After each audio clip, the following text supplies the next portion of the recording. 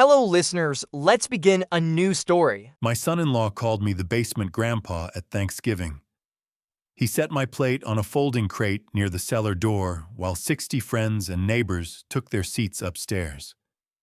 My grandson came down twice that night and asked why I wasn't sitting with the real family. I touched the small brown notebook in my coat pocket and stayed quiet. 3 days later, my lawyer sat at that same dinner table and asked one question: who actually owns this farm? My name is George Whitman. I am 74 years old, and I have been working Iowa soil since I was old enough to follow my father between the rows without falling down. That was in the 1960s, when the corn grew taller than my shoulders, and the air in late summer smelled like the whole earth was breathing. My grandfather built the first house on this land in 1948. My father added the east barn in 1972. I put in the grain silos in 2003. The year Eleanor started high school, and Ruth told me we were finally going to be all right. Ruth passed in 2022. Pancreatic cancer.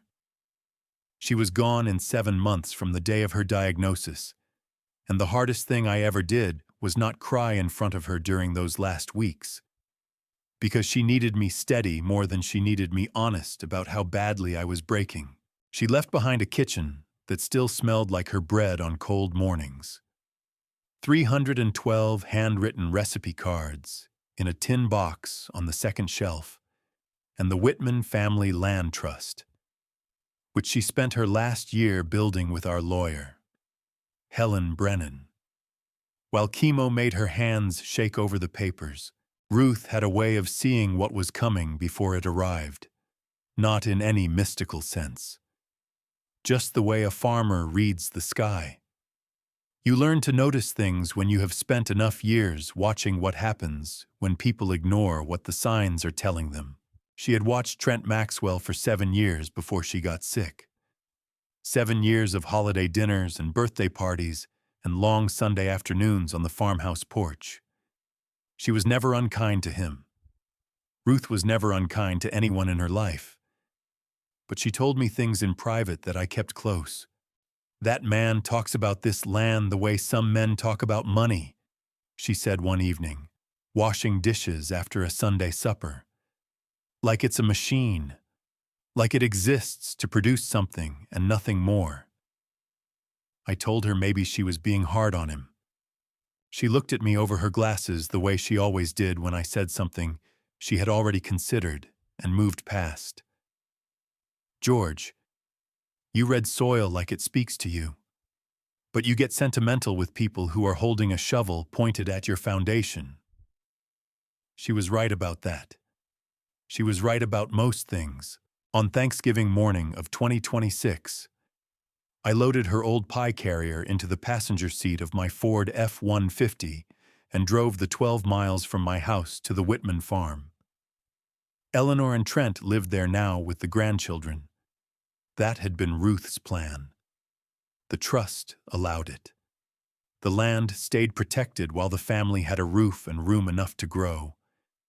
Ruth believed in that arrangement deeply. She had built it carefully, page by careful page, with Helen Brennan sitting across from her at the dining table while an IV drip ran quietly in the background. The morning was cold, the way November gets in Iowa when the harvest is already done and the fields have gone gray and still. The corn was cut, the beans were in, the silos were full.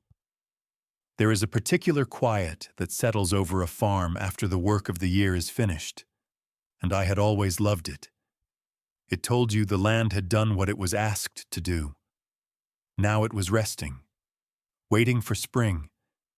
Patient the way good soil always is, I reached into my coat pocket and touched the small brown notebook I had carried there for 3 years.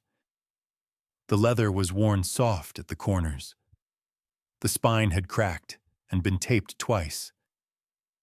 Inside were 143 pages of careful handwriting, each page dated, each entry factual, each number exactly as I had observed it.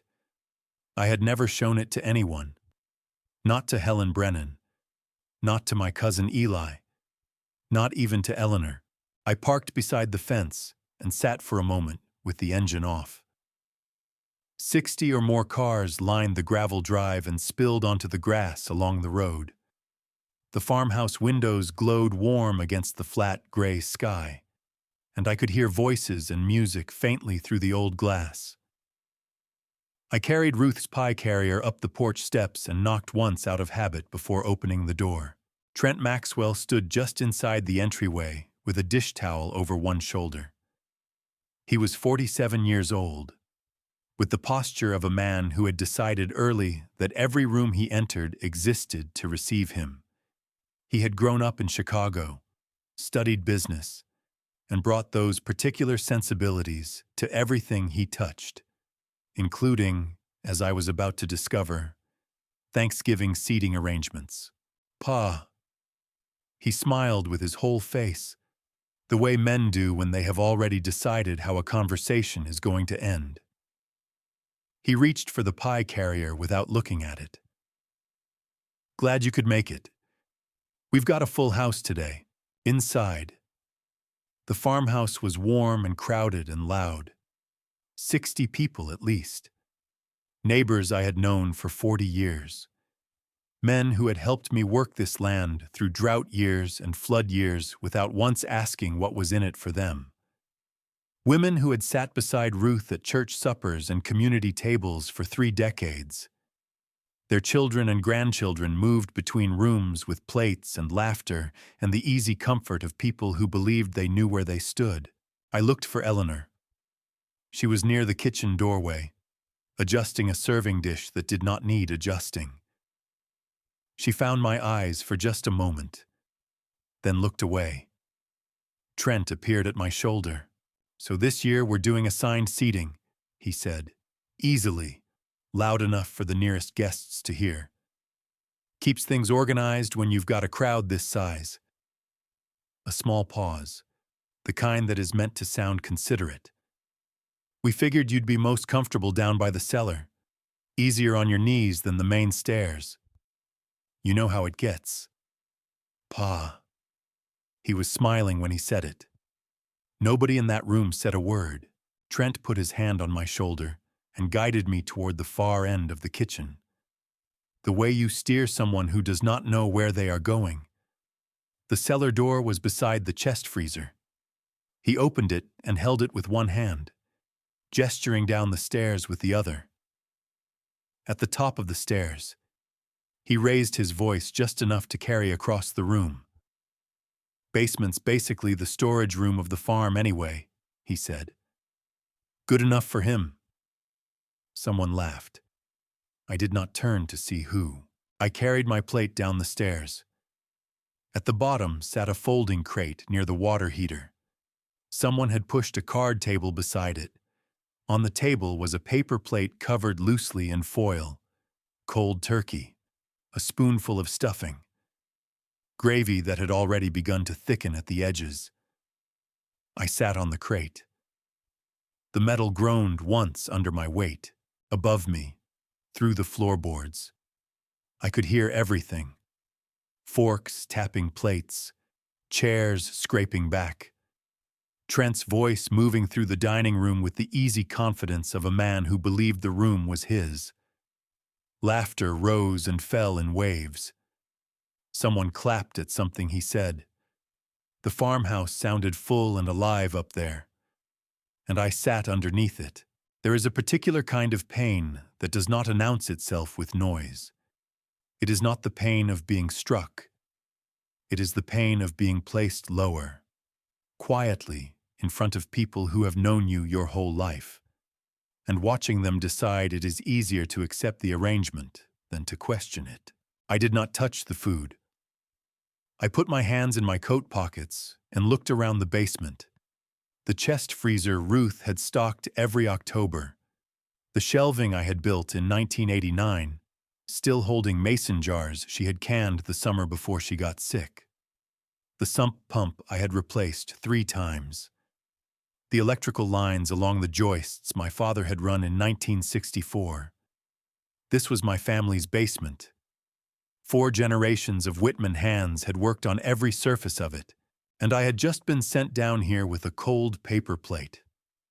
I stayed very still and waited. Daniel came down first. He moved carefully on the stairs, both hands wrapped around a small plate of pumpkin pie. The way children carry something they have decided is fragile. He was 12 years old, with Ruth's careful eyes and the kind of face that has not yet learned to hide what it is thinking. He set the pie on the card table and looked around the basement slowly. The crate, the water heater, the paper plate on my lap. His face folded in quiet confusion. "Grandpa," he said, "why aren't you upstairs? I took too long to answer." Children notice that. "Sometimes old men like quiet rooms," I said. He studied me the way Ruth used to when she knew I was not saying the real thing. "But you don't look quiet," he said. "You look sad." There are questions adults learn to dodge. Children ask the ones that go straight through. Before I could find a gentler answer, a second set of footsteps came down the stairs. Lighter. Faster. Sophie came down with her arms crossed over her chest, and her jaw set in a way I recognized. She was 15 years old, and she had inherited her grandmother's particular expression for situations that required courage she was not entirely sure she had yet. Her eyes were red at the edges. She stood at the bottom of the stairs and looked at me without speaking for a long moment. Then she held up her left wrist. The small smartwatch Eleanor had given her for her birthday in August. "Grandpa," she said quietly. I recorded what he said. When he made the seating announcement, I had my watch running. I looked at her wrist, then at her face. "All of it?" I asked. "The basement part," she said. "The storage room part." She swallowed once. "Do you want me to delete it?" I looked at my granddaughter, 15 years old, already learning that truth inside a family can feel like something dangerous to carry. "No," I said softly. "Don't delete the truth just because adults made it ugly." Her chin trembled for just a moment. Then she steadied. Daniel looked from his sister to me and back again, working through something he did not quite have the language for yet. "What does it mean that she recorded it?" he asked. "It means the truth has a witness," I said. Neither of them spoke after that. We sat together in the basement of the house my grandfather built, while 60 people ate Thanksgiving dinner 1 floor above our heads. After a while, Daniel pulled his chair close to mine without asking. Sophie stayed on the bottom stair, arms crossed, watching the ceiling like she was trying to see through it. I reached into my coat pocket and closed my hand around the small brown notebook. 3 years of careful handwriting, 143 pages, every number exact, every date confirmed. I had been waiting a long time for the right moment. Trent Maxwell had just handed it to me. Old men who have worked farms their whole lives do not sleep past 4:30, not because the body insists, because the mind starts making noise before the world does. I sat at my kitchen table in the dark and looked at Ruth's photograph on the windowsill. It was the one taken in the summer of 2015, the year we finished paying off the Northfield expansion. She was standing at the edge of the cornrows, squinting into the afternoon sun, wearing the green cardigan she had owned since before Eleanor was born. She looked exactly like herself in that photograph. That was rarer than people think. The basement still felt close. Not the physical space of it, with its concrete floor and its humming water heater. The feeling of it. The way a room stays with you when it has done something to you that you have not yet finished understanding. Ruth used to say the morning after Thanksgiving was when families either healed or quietly broke. She said it the way she said most true things. Once, without ceremony. As if it were simply an observation about weather. I put on my coat before the sun was up. I told myself I was returning her pie carrier. That is the kind of thing a father does. Returning dishes. It requires no explanation. But fathers sometimes invent small errands when what they are really afraid of is asking a question directly and watching their daughter choose the wrong answer. Eleanor opened the door before I reached the porch steps. She had not slept. Her hair was pulled back, and her eyes were swollen in the way she tried to conceal by turning quickly toward the kitchen and moving things that did not need moving. "Dad," she said, "you didn't have to bring that back today." "I know," I said. The house smelled of reheated coffee and cold turkey and lemon cleaner. The dining room had already been cleared. The table was straight. The chairs were pushed in precisely. It had the look of a room where someone had worked to make sure the previous evening left no evidence behind. I set the pie carrier on the counter. "Was the table really full last night?" I asked. Eleanor placed her hand on the counter and looked at a spot somewhere between us. "Thanksgiving is always hectic." "Dad, that is not an answer," I said. She picked up a cloth and wiped a section of counter that was already clean. Grant was trying to keep things organized. I waited. She did not add anything. Then Trent's voice came from somewhere upstairs. "Who's here?" Eleanor's shoulders shifted. Just slightly. That small movement told me more than any confession. "Just Dad," she called up. "Just Dad." I held those two words quietly for a moment. Trent came down in a flannel shirt, unhurried, with the expression of a man who had slept well and planned to stay in control of the morning. We exchanged a few minutes of conversation that contained nothing. Then I left. Eleanor walked me to the porch, but did not step outside. She stood in the doorway with one hand on the frame, still inside the house. That mattered. She was standing in a house the way a woman stands when she is not entirely certain whether it belongs to her or to the man behind her. I crossed the driveway toward my truck. Something caught my eye near the bottom of the porch steps. A small rectangle of cardstock had blown against the base of the lattice, half covered by dead leaves.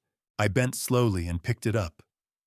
It was a place card, the kind set at a dinner table to tell people where to sit. My name was written on it. George, in Eleanor's handwriting. Careful and even the way it had always been since grade school. But someone had drawn a single thick line through my name in black marker. Underneath, in a different hand, in block letters, Cellar. I held the card and looked at it for a long time, long enough for the morning to get a little brighter around me, long enough for the thing I had been half suspecting to finish arriving. It was not a joke. It was not an overcrowded table. It was not thoughtlessness or holiday stress or any of the other comfortable explanations I might have reached for if I had not been holding the proof in my hands. Someone had written that word before the guests arrived, before the turkey was carved, before 60 neighbors had watched an old man carry his plate downstairs and said nothing. That had been planning. I put the card in my coat pocket beside the notebook and walked to my truck without looking back at the house. I was almost to my truck when a voice came from across the road. "George Whitman." Marvin Cobb was standing at his mailbox the way he stood there most mornings, like a man waiting for something important to pass. He was 68 years old, built like someone who had never stopped throwing hay bales, with the particular expression of a man who had been deciding whether to say something for about 12 hours. I crossed the road. "You all right after last night?" he asked. I gave the old answer. "I'm fine." He looked at me the way people look when they have already decided not to accept that. Saw what happened with the seating arrangement. Figured it wasn't my business to say anything at the time. He paused. "Wish I had. It wouldn't have changed what he decided," I said. Marvin nodded slowly and pulled his coat tighter against the cold. Then he said the thing he had actually been standing at the mailbox to say. "Just a couple of days before Thanksgiving. There was a truck parked in front of your place for close to 2 hours. Company truck. It had a logo I recognized from a job site I worked years back." He looked at me carefully. "Pine Ridge Timber Company." I kept my face still. "Just they walked the north fields," he said. "Trent and 2 men from the truck. They had a tablet and what looked like measurement equipment. Took photographs along the fence line." He adjusted his cap. "I heard one of them ask Trent about the tree line along the north edge. Trent said the land could be cleared if the equity plan worked out." "The equity plan. Did you hear anything else?" I asked. Marvin looked at the road for a moment. When they were heading back to the truck, one of the men asked about the title situation. Trent said the property was essentially his to manage. He let that sit between us. Then he said his father-in-law didn't understand modern equity. I looked back at the farmhouse across the road.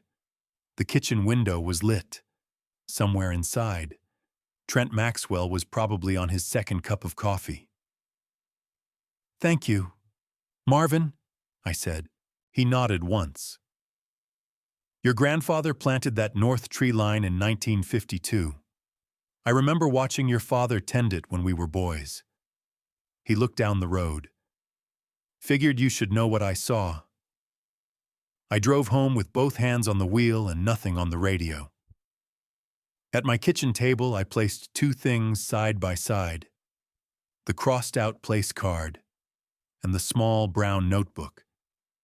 2 pieces of evidence. One written in anger, one written in patience. I opened the notebook. I had started keeping it in the spring of 2024, 14 months into Trent and Eleanor's life at the farm. Not because I suspected a specific plan. I had started it the way a farmer starts watching a field that does not look quite right. Not because you know yet what is wrong, because you have lived long enough to know that something worth watching is worth writing down. The cover was plain brown leather from the farm supply store in Cedar Falls. Inside, each page was dated in the upper right corner. The handwriting was small and even, the way my father had taught me. You do not need large letters when the facts are clear enough on their own. Page 12. March 17th, 2024. 3 combines sold to a buyer in Carroll County. Market rate at the time was approximately $84,000 per unit. The sale price recorded in the Agritech Maxwell Holdings ledger. Trent had left open on the farmhouse desk one afternoon, $48,000 each. Total shortfall from market value $108,000. No record of where the difference went. Page 23.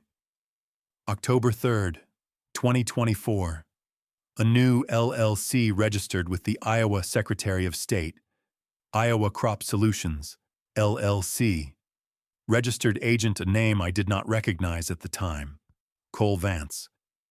Connection to Agritech Maxwell Holdings unclear. Purpose unspecified. Page 31. April 9th, 2025. A drone flew the North Quarter on a Tuesday morning. Trent told Eleanor it was related to crop insurance. Crop insurance assessors do not survey empty fields after harvest. They survey fields while crops are standing. Page 47 was still blank. I picked up my pen and wrote the date. Then Pine Ridge Timber Company. 2-hour site visit confirmed by Marvin Cobb. North Fields surveyed. Trent described property as his to manage. Referenced equity plan. Tree line discussed for clearing. Connect to entries 12, 23, 31. I closed the notebook and held it in both hands for a moment. 3 years of watching. 143 pages. And now a company name, a witness, and a crossed-out place card sitting on the table beside me. The Thanksgiving dinner had not been a family gathering gone wrong. It had been a rehearsal. Trent had sent me downstairs before the guests arrived, because a man who controls where people sit believes he controls what they think of him afterward. What he had not considered was that I had been watching him write that story for 3 years before he tried to perform it. I picked up my phone and called Helen Brennan. She answered on the second ring. Her voice had the careful quality it got when she had already been organizing what she needed to say. "George," she said, "I was going to call you today." Helen Brennan's office was above a small accounting firm on a side street near the county courthouse in Cedar Falls. No marble floors, no glass walls, just old wooden doors and quiet lamps and shelves of binders that looked boring enough to protect a family for 30 years. Ruth had chosen her specifically for that quality. "A good lawyer should not make you feel impressed," she used to say. "A good lawyer should make you feel protected." When I walked in, Helen was already standing. Beside her sat a man I recognized but had not spoken to in several years. Neil Hartwell, loan officer at Iowa Farmers Bank, the branch that had held the Whitman family's agricultural accounts since my father's time. He was 55 years old, careful with his words, with the kind of face that had spent a career learning to deliver difficult news precisely. Neither of them asked if I wanted coffee. Helen gestured to the chair across from her desk and sat when I did. She placed a folder on the surface between us and folded her hands on top of it. "Before we go further," she said quietly, "I want you to hear something clearly. Whatever I tell you today, none of it changes what the trust is designed to do. Carol." She stopped herself. "Ruth built this to protect Eleanor and the children, not to create a weapon. Do you understand what I mean by that?" "I do," I said. She opened the folder. The first document was a land transfer inquiry, filed through a brokerage firm I did not recognize. The filing referenced 350 acres of the North Whitman parcel. The applicant listed as primary contact was Trent Maxwell, operating through Agritech Maxwell Holdings, LLC. The receiving party, Solaris Plains Energy, a renewable development company out of Des Moines. I read the numbers twice before I said them out loud. $4.8 million, I said. That is the proposed transaction value for the north acreage only. Helen said. Neil spoke for the first time. The inquiry was flagged by our title department because the parcel is held in trust. The filing represented Trent Maxwell as having management authority over the land.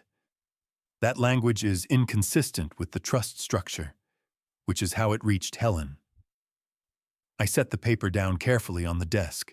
The North Fields, the ones my grandfather had broken by hand in 1948. The ones where Ruth stood squinting into the summer sun in the photograph on my windowsill. The ones Trent had walked with Pine Ridge Timber 2 days before Thanksgiving, while I sat 12 miles away carving a pumpkin pie and knowing none of this. Helen turned to the next section. "Let me walk you through the trust structure," she said. "I think it matters that you hear it clearly today." She opened the binder toward me. The Whitman Family Land Trust, established 2021. Ruth's signature at the bottom of the founding document. the letters slightly uneven from the effects of treatment.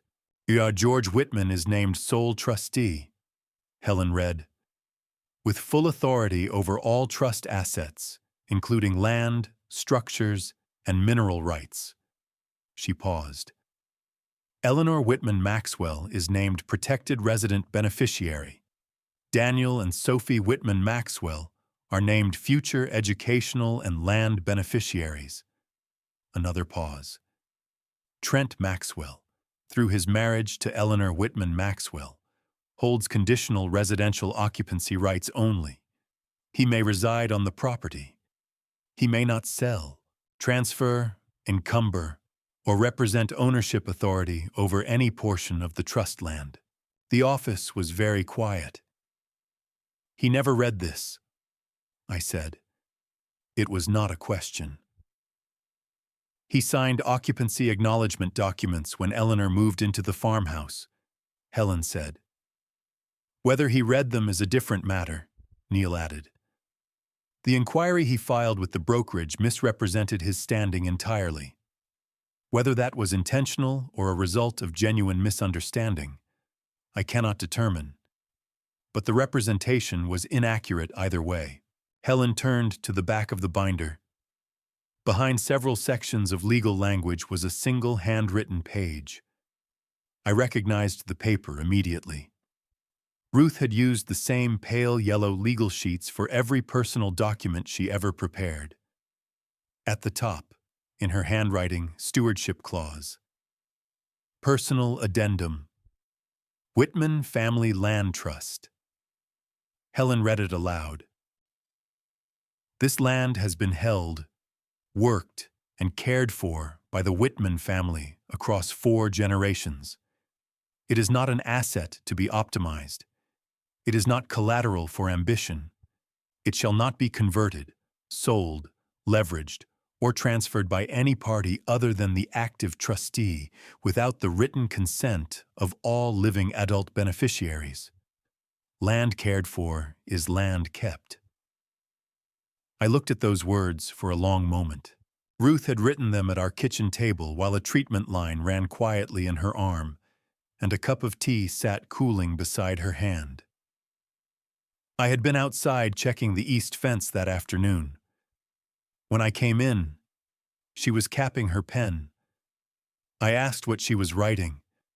She said paperwork. I did not push. I had spent a good portion of the last 2 years wishing I had asked more questions while I still could. Helen closed the binder gently. He signed documents he did not fully read, she said.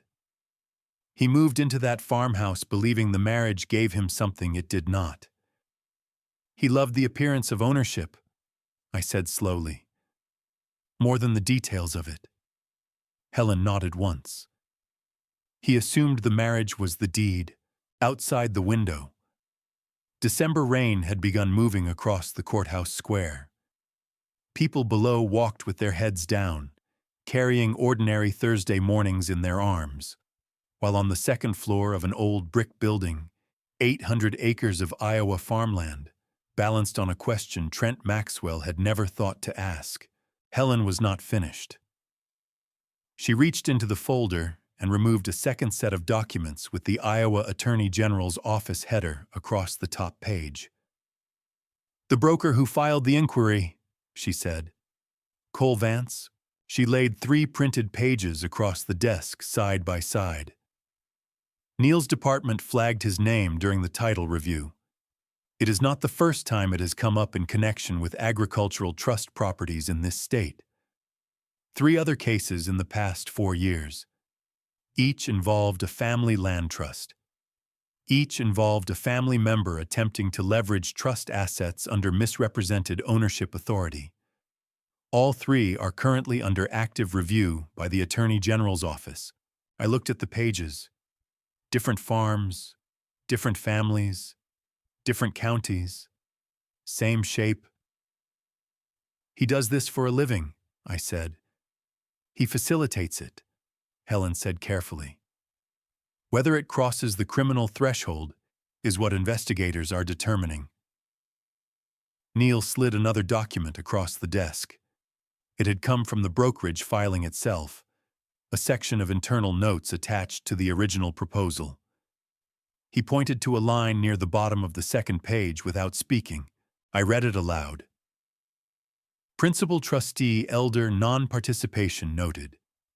Functional involvement in property management has declined. Family unit operating independently. Trustee engagement not anticipated as obstacle to transaction. I read it a second time. Then I set the paper down on the desk. I was sitting on a folding crate while 60 people carved turkey upstairs, I said. And in their paperwork, I had already disappeared. Neither Helen nor Neil spoke. Someone described me to that broker, I said. Told him I had stepped back, that I was no longer a factor in how the property was managed. I looked at Helen directly. Cole Vance would not know that on his own. No, she said. He would not. Helen reached into the folder one final time and placed a single page in front of me. A wire transfer record, partially redacted, with 2 names still visible in the unredacted section. Cole Vance. And above it, a name I had never seen before. Ricky Donato, Neil's bank contact, provided this through the title review process. Helen said, Ricky Donato operates out of Chicago. Federal investigators have described his network using the language of organized financial fraud, targeting Midwest farmland trust properties. She paused to let that settle before continuing. Cole Vance borrowed operating capital from Donato's network to fund his brokerage activities. We believe Trent borrowed from Cole Vance to cover debts he could not service through legitimate means. Truck financing, failed business investments, significant personal debt that had been accumulating for some time. She folded her hands. The $4.8 million transaction was not simply an opportunity Trent wanted to pursue. It was a payment he needed to make.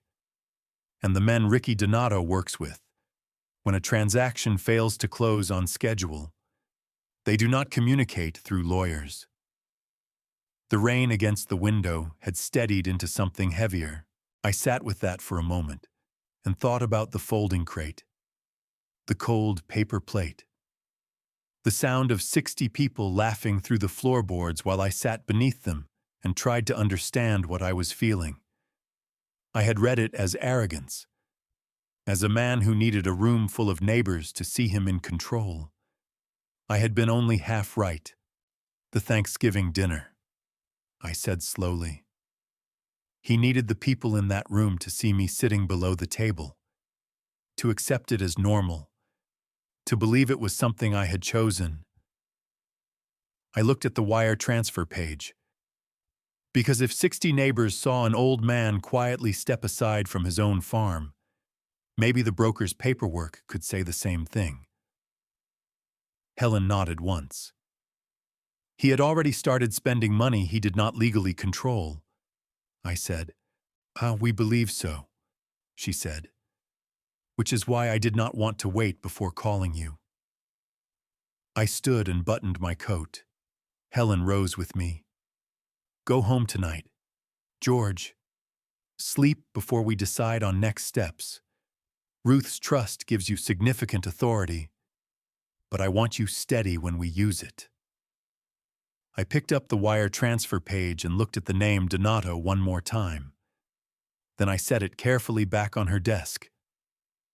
I have been watching this for 3 years, I said. I know how to be patient.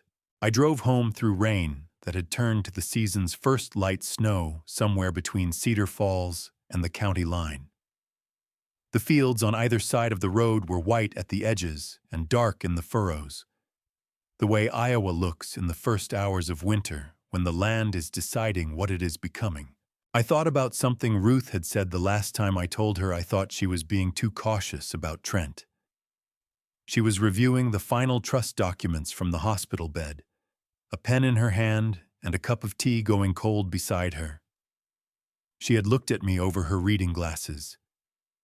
George, she said, some men don't want a place at the table. They want the table. I had thought she meant it as a general observation about ambition. The kind of thing she said when she had been reading too many news articles about financial scandals. I understood now that she had been talking about one specific man, and that she had seen it 2 years before I was willing to look. The farmhouse lights were visible from the road when I passed the turnoff, warm and orange in the early dark. A house that looked exactly like a home from the outside. I drove past without stopping and kept going toward my own kitchen, and the brown notebook, and the crossed-out place card, and the photograph of Ruth on the windowsill that had never once told me anything I did not, somewhere deep down, already know. The call came at 5:30 in the morning. I had not been asleep. I had been sitting at the kitchen table with the notebook open and Ruth's photograph watching from the windowsill, doing what old men do when a problem keeps turning in their heads through the dark hours. Eli Whitman. The display said, my cousin, 62 years old, county game warden, and a man who had grown up on the same land I had, 2 farmhouses apart, learning the same things from the same people in the same fields. Meet me at Carla's, he said. By 6. Don't come if Trent's truck is anywhere you can see it on the road. He hung up before I could ask why. Highway 2. 18 in the pre-dawn dark was empty in both directions. The snow from the night before had settled thin and even across the fields. I drove with the heat on low and thought about Eli. We had not spoken in several weeks, which was unusual for us. We were the kind of close that does not require constant contact because the foundation was laid too deep to need tending. Carla's diner was a low building with a gravel lot and a sign that had been the same shade of faded red since before I had a driver's license. Inside it smelled of coffee and bacon and the warmth of a place that has been feeding the same families for 40 years. The woman behind the counter knew my order without being told. Eli was in the back booth with a mug in both hands and the expression he used to wear when we were boys, and he had found something on the farm he was not sure how to tell our fathers about. You look like you haven't slept, he said. I have not, I said. He waited until my coffee arrived before he spoke again. Agritech Maxwell Holdings, he said. I started asking around after I saw the Pine Ridge truck on your property in November. My contact at the county assessor's office pulled their business filings. He kept his hands around the mug. They are carrying $1.2 million in outstanding debt. A crypto investment that failed in 2025. Truck financing on 3 vehicles, and something else not documented in the public filings, but that my contact heard through someone at a roofing supplier Trent uses. He looked at me steadily. Ricky Donato, I said. Eli did not look surprised that I knew the name. Word is Trent is behind on that obligation by a significant amount, and Donato's people have made contact more than once in the past 2 months. I drank my coffee and said nothing. There is something else, Eli said.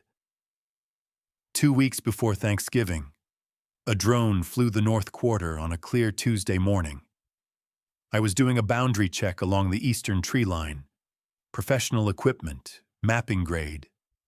I watched it for almost 20 minutes. He set his mug down. Trent told Eleanor it was a crop insurance assessment. Crop insurance does not survey empty fields after harvest.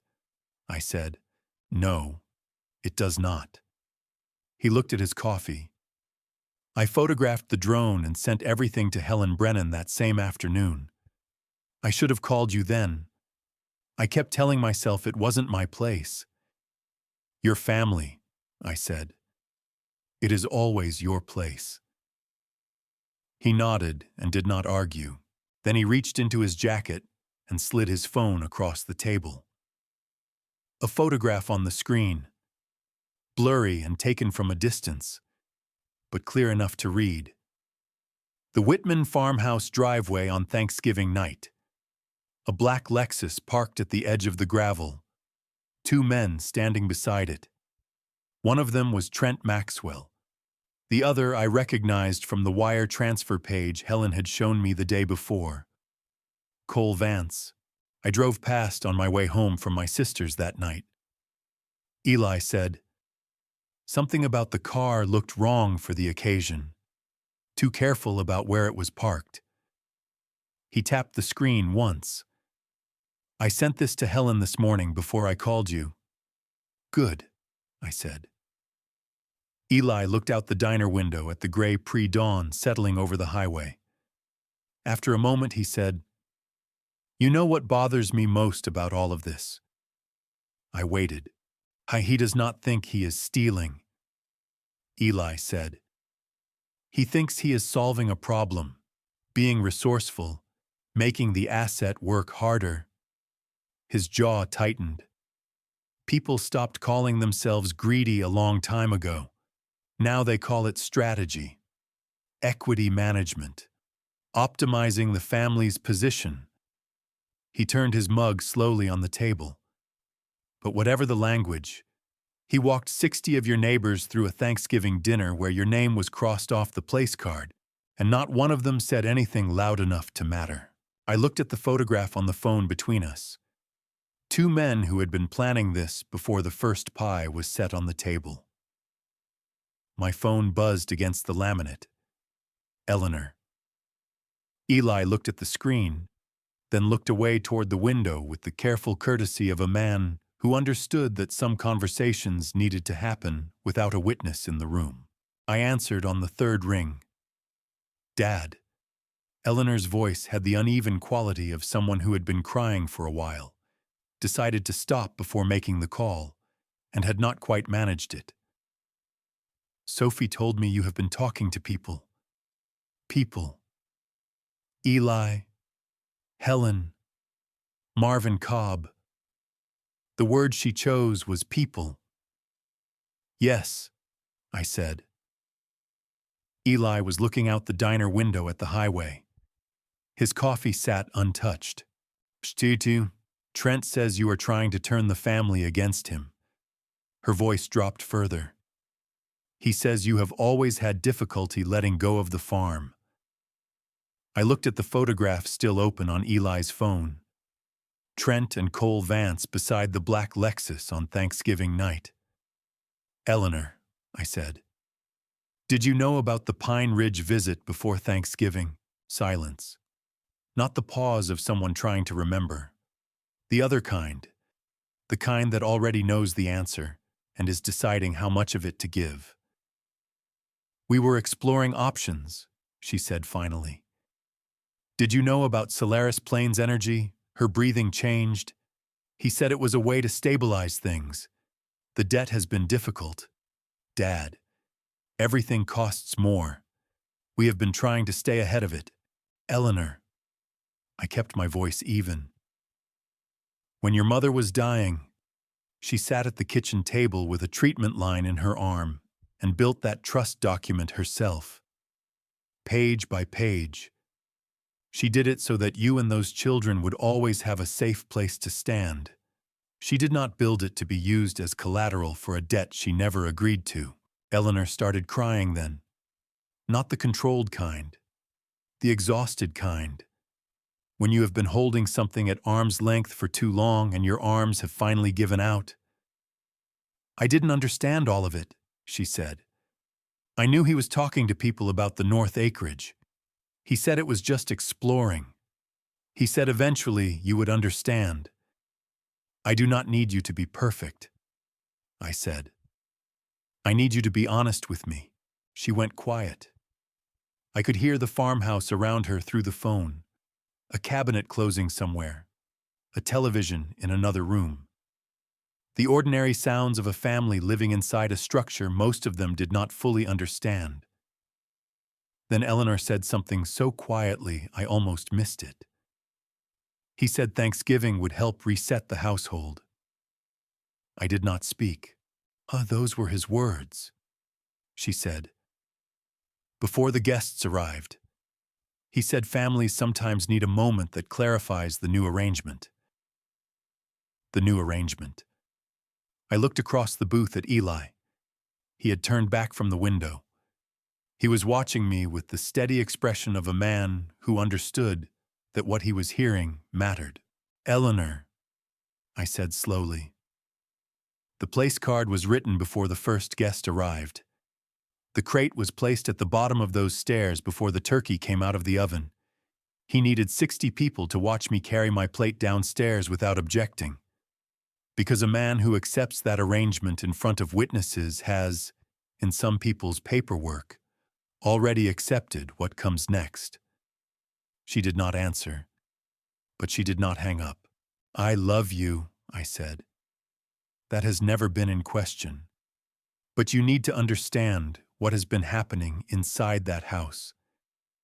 I ended the call gently and set the phone on the table between Eli and me. He told her Thanksgiving would reset the household, I said. Eli exhaled slowly through his nose.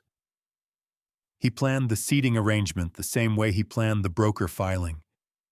Down to the place card, I said. We sat for another few minutes. Outside the diner windows, the sky along the highway had begun to lighten at the edges. The long gray brightening of an Iowa winter morning coming on slow and deliberate. The way things do when they have made up their minds. I left cash on the table and called Helen Brennan from the parking lot before getting into my truck. She answered on the first ring. It is time, I said. I want everyone in that dining room. You, Neil, Eli, Marvin Cobb, anyone who has seen any piece of this. I watched Eli walk to his truck across the gravel. I want Trent to sit across from every person who watched what he did and found it easier to look away than to speak. A short silence. I will make the calls today, Helen said. Sunday. Sunday, I said. I drove home through a morning that had gone pale and cold. The fields holding their quiet the way soil does when it has already decided what it intends to become. At my kitchen table, I opened the notebook to the last entry and turned to the page that followed it. Blank. I picked up my pen and wrote 4 words. Sunday. Everyone comes. Witnesses. I closed the notebook and set it beside the crossed-out place card. 2 objects on a kitchen table in a farmhouse 12 miles from the land that had carried my family for 4 generations. One represented what Trent believed he had accomplished on Thanksgiving night. The other represented everything he had not counted on. Helen had asked me to bring the notebook. I had carried it for 3 years and had shown it to no one. Not to Eli, who had been watching the same farm from a different angle. Not to Helen, who had been building the legal file. Not to Eleanor. Especially not to Eleanor. I drove to Cedar Falls the following morning with the notebook on the passenger seat beside me, not in my coat pocket where it usually lived. It felt different there, more exposed, like something I had kept private long enough that taking it into the open required a small kind of courage I had not expected to need. Helen's office had the same quiet it always did. Neil Hartwell was already there, his bank folder open on the edge of the desk. Outside the window. December had settled gray and permanent over the courthouse square. Helen stood when I came in. She looked at the notebook in my hand before she looked at my face. I sat across from her and placed it on the desk between us. She did not reach for it immediately. She looked at it the way people look at something they have been told about for a long time and are finally seeing in person. How long? She asked. 3 years and 2 months, I said. Since the spring of 2024. What made you start? I thought about how to answer that. A farmer does not always know exactly what is wrong with a field, I said finally. Sometimes you just know that something is not growing the way it should, and you start paying closer attention. Helen nodded and picked up the notebook. She turned it over once in her hands. The worn leather cover, the cracked spine, taped twice. She opened it to the first page. The date was March 4th, 2024. The entry was 11 lines. Every word in the handwriting my father had taught me before I was old enough to drive a tractor. She turned pages slowly, reading without speaking. Neil leaned forward. "May I?" he asked. I nodded. Helen turned to page 12 and laid the notebook flat between them. March 17th, 2024. She read it aloud in a measured voice. 3 combines sold. Buyer in Carroll County. Current market value $84,000 per unit.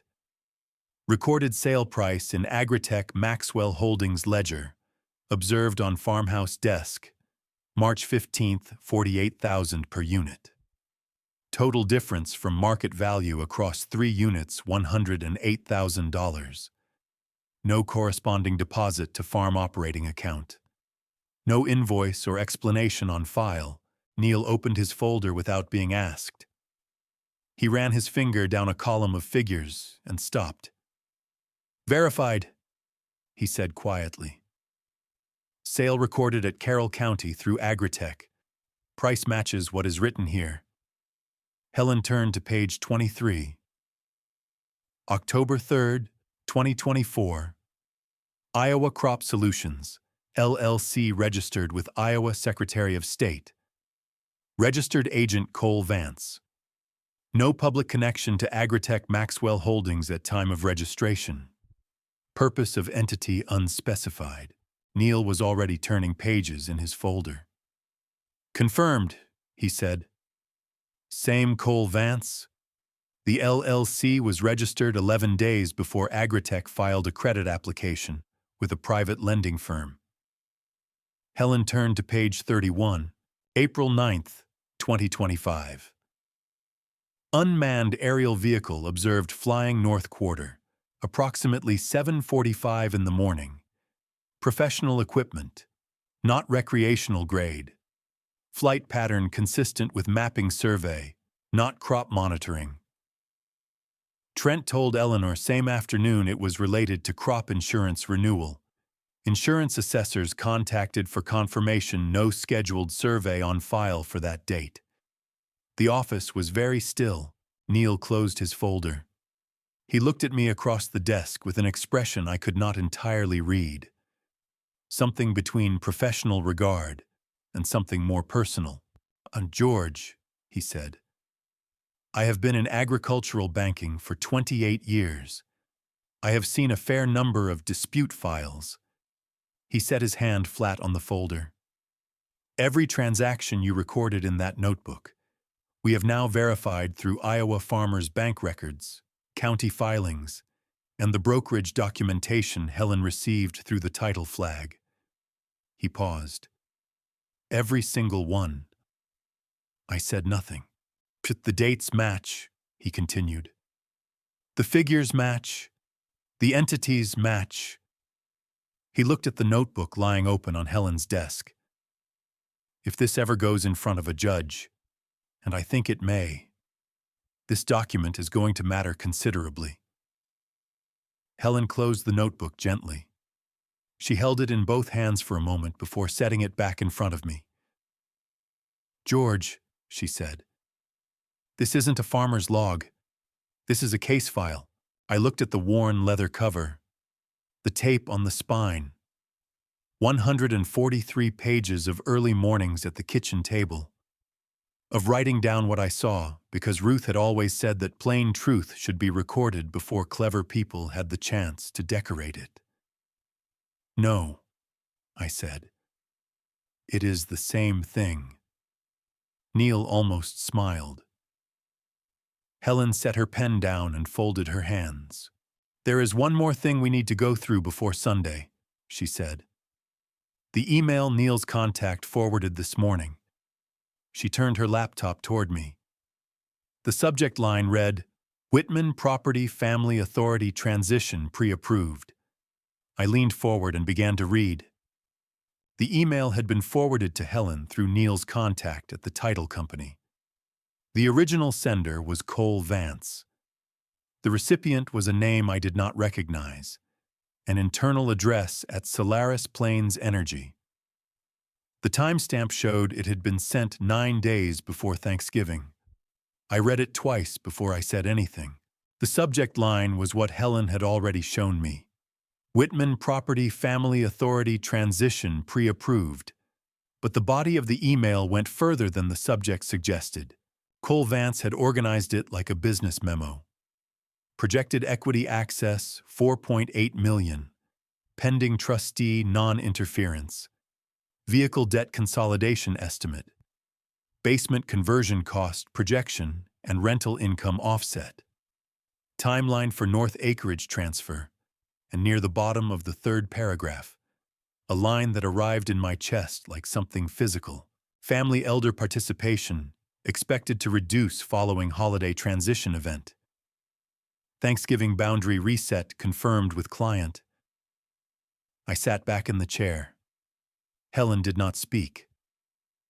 Neil had turned away slightly toward the window, giving me the room. Thanksgiving boundary reset. I thought about the folding crate at the bottom of the cellar stairs. The paper plate with the foil pulled loose at one corner. The sound of 60 people eating through the floorboards above my head.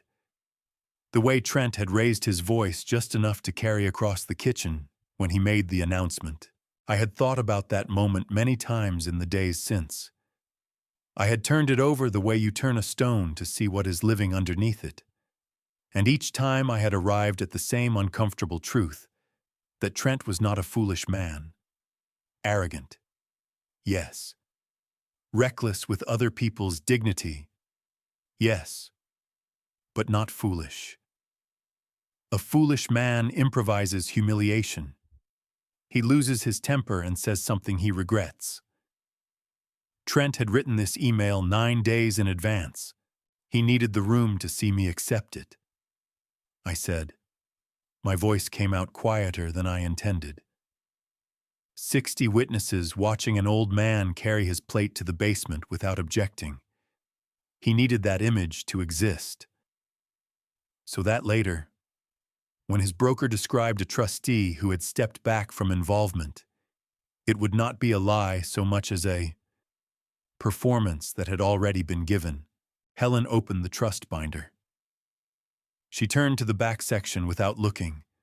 She knew exactly where the handwritten page was. She read Ruth's stewardship clause aloud for the second time since I had walked into her office 2 days ago. The same words. But they landed differently now. This land has been held, worked, and cared for by the Whitman family across 4 generations. It is not an asset to be optimized. It is not collateral for ambition. I looked at the email on Helen's laptop, then at Ruth's handwriting on the yellow page. Ruth had written those words in 2021. Cole Vance had written his email in November of 2026, 5 years apart. 2 documents that had never been in the same room before today, and yet they described the same event from opposite sides of it. Ruth had seen the possibility of what Vance would eventually try to engineer. She had built the legal answer before the question was even asked. She knew.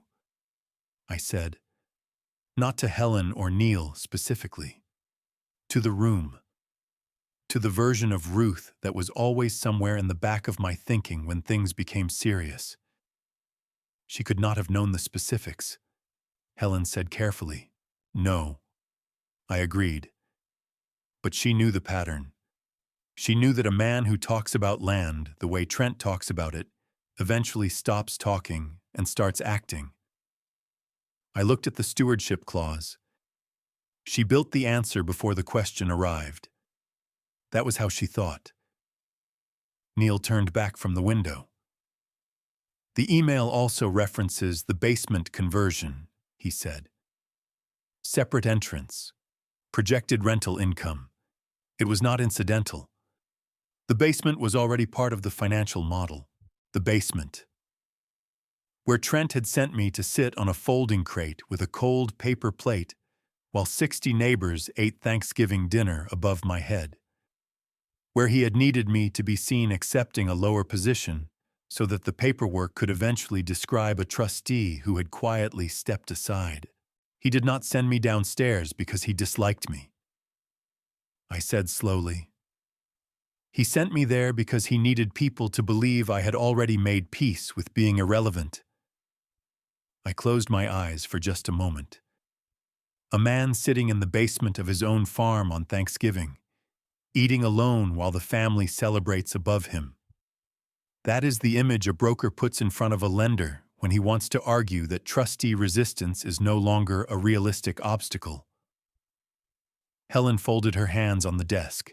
Sunday, she said quietly. We bring all of this into that dining room. All of it, I said. The notebook, the email, the trust binder, the deed. I looked at the laptop screen one more time. Thanksgiving boundary reset confirmed with client, and the place card. And the place card. Helen agreed. I stood and buttoned my coat.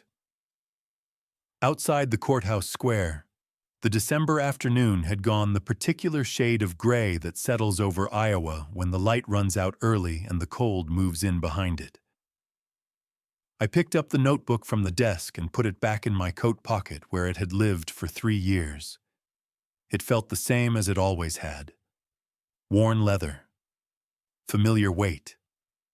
143 pages of a farmer watching something he loved and writing down what he saw. I had been patient for a long time. Sunday was almost here. Helen called Thursday afternoon with the confirmed list.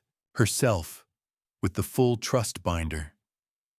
Neil Hartwell, with the bank file. Eli, who had said he would bring the drone photographs in print. Marvin Cobb, who had already told Helen he would be there before she finished asking. Earl Pruitt, whose family had farmed the land adjacent to ours since 1961, and who Helen said had used language on the phone that she would not repeat, but that indicated he had been waiting for someone to call this meeting for some time. 2 additional members of the County Farm Council, both of whom had known Ruth and had attended her memorial, and Sophie and Daniel, if Eleanor brought them. Eleanor, I said. She called me this morning, Helen said. She wants to be there. I thought about Eleanor standing in the farmhouse doorway with her hand on the frame, choosing not to step onto the porch, choosing to stay inside the house as though it belonged to Trent's mood rather than to her own. She is afraid, I said. Yes, Helen said. But she called. That matters. After I hung up, I sat at the kitchen table for a long time without doing anything. Outside the window, the December afternoon was fading in that early way it does in Iowa when the solstice is still weeks off and the dark arrives before you are ready for it. I spread the items out in front of me. The brown notebook, the crossed-out place card, a copy of the trust document Helen had given me at our first meeting, the deed recorded under the Whitman family land trust, George Whitman sole trustee, the language plain and specific and immune to the kind of interpretation Trent had been counting on. 3 objects, each one a different kind of record. The notebook was what I had seen. The place card was what Trent had done. The deed was what Ruth had built. I put them into the inside pocket of my winter coat carefully, the way you carry something that has been a long time getting to where it needs to go. Sophie called that evening. Not to talk about the meeting. Exactly. She asked how I was doing, which at 15 meant she was asking something she did not have quite the right words for yet. I still have the recording, she said after a while. On my watch. I have not deleted it. I know, I said. Grandpa. A pause. Are you sure this is going to be all right? I thought about how to answer a 15-year-old who had already shown more courage in this situation than most adults in the room had managed. I am not sure how the room is going to feel, I said. These things are never comfortable. But yes, I am sure it is going to be all right. She was quiet for a moment. Okay, she said. Then, after a beat, I made sure the watch is fully charged. That almost made me smile. After she hung up, I stayed at the table until the kitchen had gone dark around me, and I had not bothered to turn on the lights. Ruth used to say I thought better in the dark.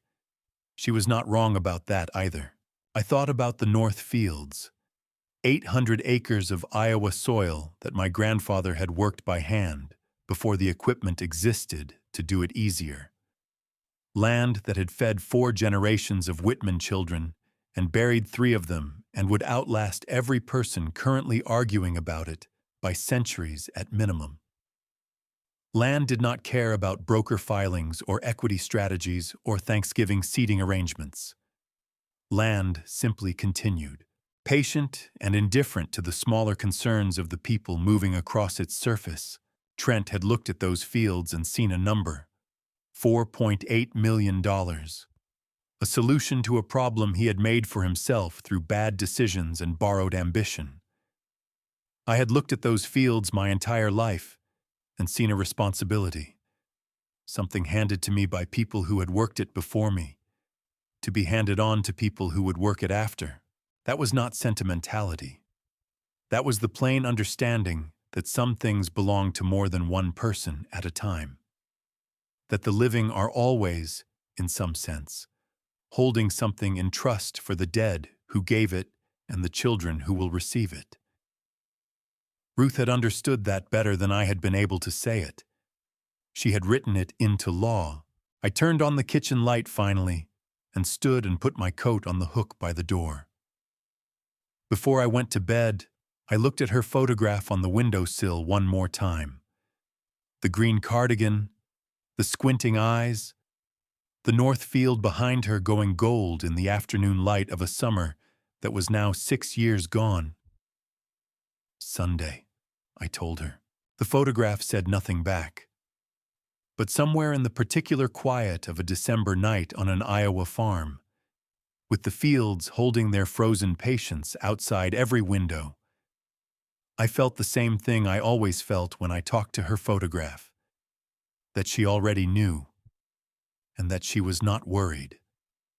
I went to bed and slept better than I had since Thanksgiving. The call came Sunday evening, just after 5. Grandpa. Sophie's voice had the tight, careful quality it got when she was trying not to sound as alarmed as she was. There is a man here with Dad. He has been measuring things for almost an hour. What kind of things? The barn. The side entrance to the basement.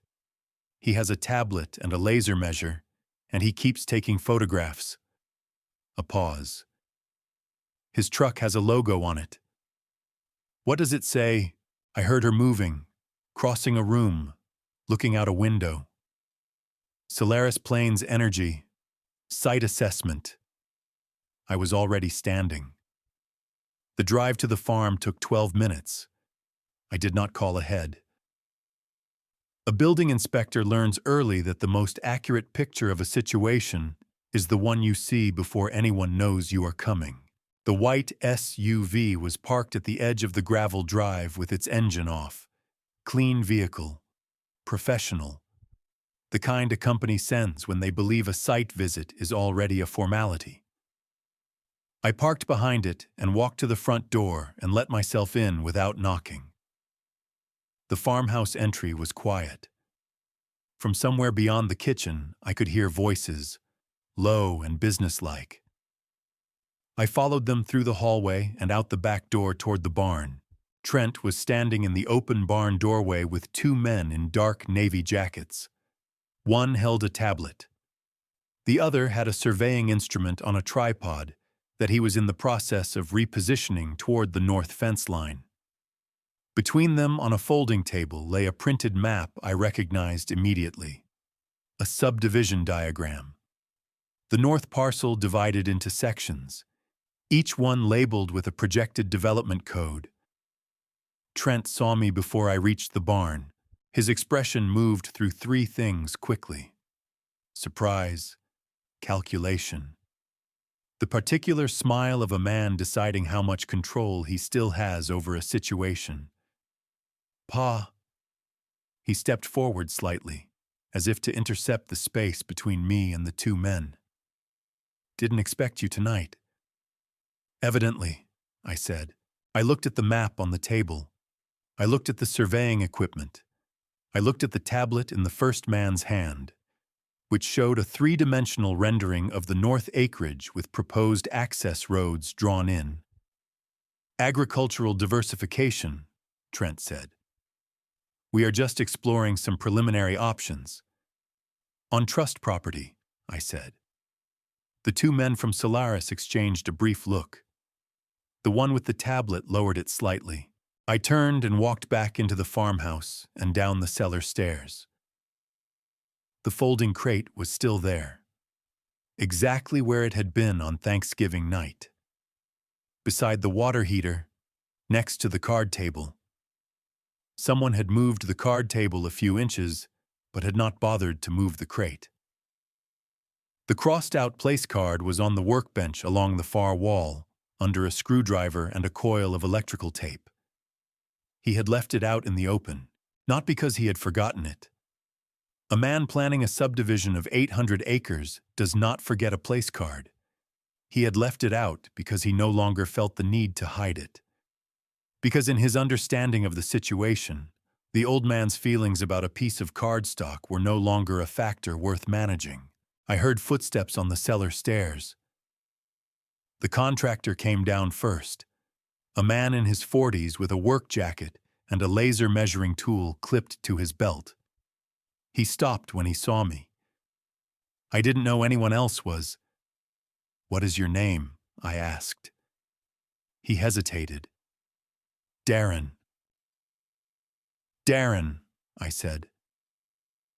"Did anyone explain to you before this visit that this property is held under a family land trust, and that the trustee has not authorized any assessment, conversion, or development activity on any portion of the land?"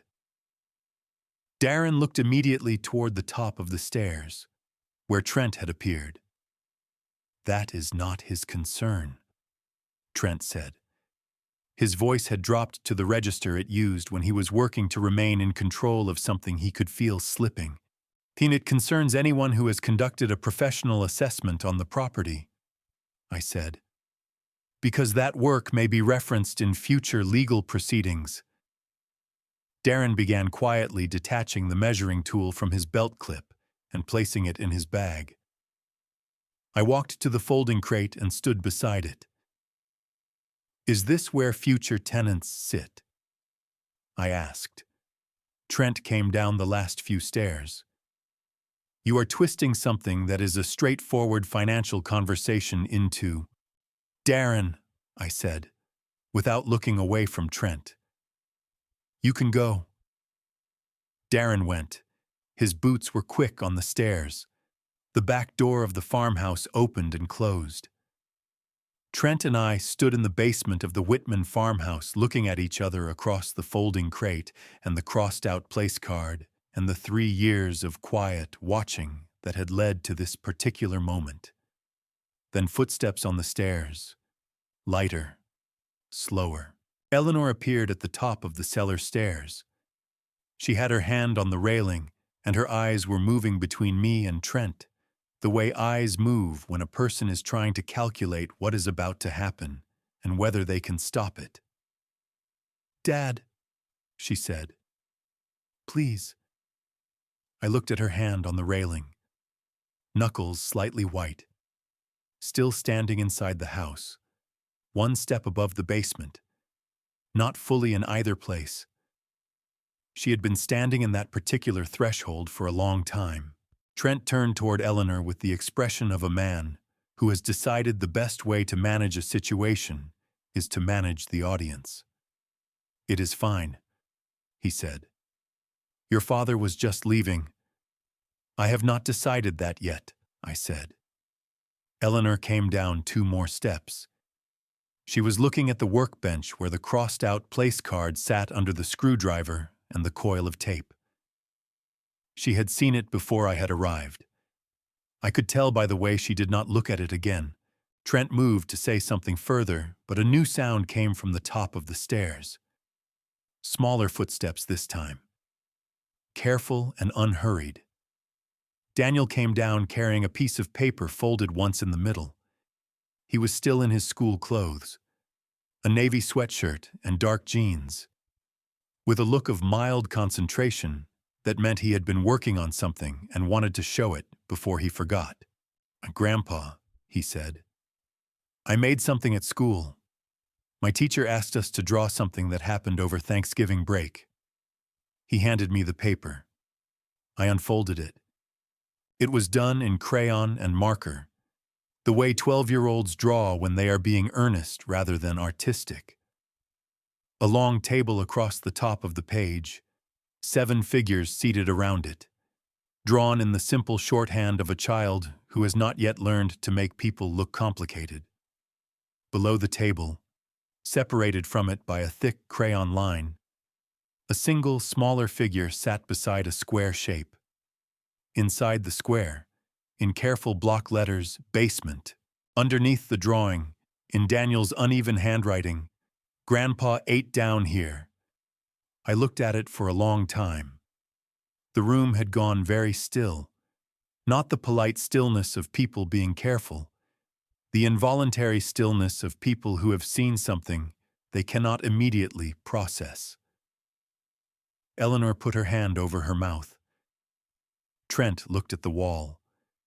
Daniel looked between us with the open, puzzled expression of someone who has handed an adult a piece of paper and is waiting for a normal response. "Did I draw it wrong?" he asked. I crouched down to his level. My knees made their usual complaint about the concrete floor, but I stayed down. "No," I said. "You drew exactly what happened." "My teacher said to draw something true," he said. "You did," I said. I stood back up slowly. I picked up the crossed-out place card from the workbench and held it beside the drawing. 2 pieces of paper. The place card written by an adult before 60 witnesses arrived. The drawing made by a 12-year-old for a school assignment about something that was true.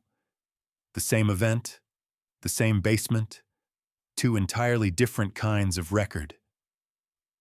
Trent's voice came from behind me, lower than before and with an edge in it I had not heard him use in front of the children. "You keep acting like this farm revolves around your feelings," he said. "The bank does not care about your feelings, and neither does the man I owe in Chicago." He stopped. He knew immediately that he had said more than he intended. I turned and looked at him. He was standing with his jaw set and his hands in his pockets, trying to recover the register of controlled authority he had been using before Daniel came downstairs. But the words were already in the room. The man I owe in Chicago. Ricky Donato's name hanging between us without being spoken. "You just told me more than your lawyer would have advised," I said quietly. Trent said nothing. I folded the drawing carefully along its original crease. I placed it in my coat pocket alongside the place card, alongside the notebook, alongside the trust copy. My coat pocket had become the full record of a Thanksgiving that Trent Maxwell had planned as a performance of power, and that had instead become a document of everything he did not understand about what he had walked into. I moved toward the stairs, running to Helen Brennan. Trent said behind me, "Is not going to change the reality of this situation." I stopped on the third step and turned back. "No," I said. "It is not." I looked at him steadily for a moment. Then I looked at Eleanor, who had come the rest of the way down the stairs and was standing near the water heater with her arms crossed and her eyes on the concrete floor. "Reality," I said, "is exactly what is about to stop you." I walked up the stairs and through the farmhouse and out to my truck. I sat in the cab for 10 minutes without starting the engine. Through the windshield I could see the barn and the north fence line and the fields beyond it going dark in the early December evening. The last light sitting low and orange at the horizon, the way it does in Iowa when the sky has nothing left to give the day and is releasing it. Daniel's drawing was on the passenger seat. The place card was beside it. The notebook was in my coat. Sunday was tomorrow. I started the engine and pulled out of the gravel drive and did not look back at the farmhouse lights. There was nothing left to watch. Everything I had needed to see, I had already written down. The Sunday after Daniel brought me that drawing, every chair at the Whitman farmhouse dining table was filled, but not by who Trent expected. Helen Brennan arrived first, at 1:30, with the trust binder under one arm and a second folder I had not seen before under the other. Neil Hartwell came 5 minutes later in his bank vehicle, a practical sedan the color of a January sky. Eli drove his county truck and parked it deliberately at the head of the gravel drive, which meant Trent would have seen the game warden insignia from the upstairs window if he had been watching. Marvin Cobb crossed the road on foot the way he always did, with his cap on and his hands in his coat pockets, and the steady, unhurried walk of a man who has spent a lifetime knowing exactly where his property ends and someone else's begins. Earl Pruitt arrived with 2 other members of the county farm council, men in their 60s who had known my father and who had attended Ruth's memorial, and who had said very little when I called them Thursday evening, which in Iowa generally means a man understands the situation completely. Sophie and Daniel came down from upstairs. Sophie sat on the couch nearest the window with her left wrist in her lap. Daniel sat beside her and looked around the room with the careful attention of a child who understands that something significant is happening even before he understands what it is. Eleanor stood near the kitchen doorway. She was twisting her wedding ring slowly with the fingers of her opposite hand, a gesture I had watched her make since she was a teenager, sitting through difficult conversations at our kitchen table. She did not look at Trent. She did not look at me either. Not directly. Trent sat at the far end of the dining room table. He had dressed deliberately, a collared shirt, pressed trousers, the studied appearance of a man who believes that looking composed is the same as being in control. He watched people enter the room with an expression that was working hard to remain neutral. He looked at the room and counted. Then he looked at me. I carried the folding crate up from the basement myself. I set it at the near end of the dining room table, at the head of the room, without explanation. The metal legs scraped once against the hardwood floor, and then it was still. Trent stared at it. What is that supposed to mean? It means, I said, that we are done pretending. The room settled into a particular quiet, not uncomfortable exactly. More like the quiet before a storm when the birds have already gone and the air has made its decision. Helen set the trust binder on the table and remained standing. I want everyone in this room to understand something before we begin, she said. Her voice was the same voice she used in every difficult meeting, measured and precise and carrying no more weight than the facts required.